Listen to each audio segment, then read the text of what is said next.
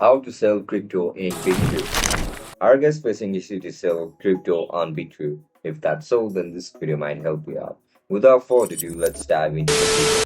To sell crypto on Bitrue, first of all, open Bitrue app on a mobile device. Once you open the app, log in into your account with your registered email and password. As soon as you get logged in, now on home screen, tap Trade or Sell Crypto icon. If you can't see the sell crypto icon, then just simply look at the bottom of your screen where you can see this option for trading. Tap on trading.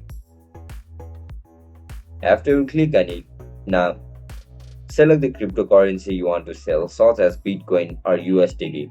Now just simply enter the amount that you want to sell.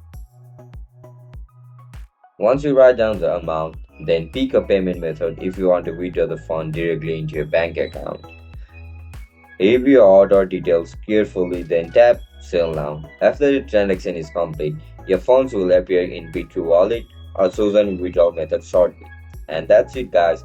That's how you're gonna sell crypto in your Bitrue account. If you guys found this video helpful, don't forget to like, share, and subscribe to our channel. I'll catch you in the next one. Bye bye.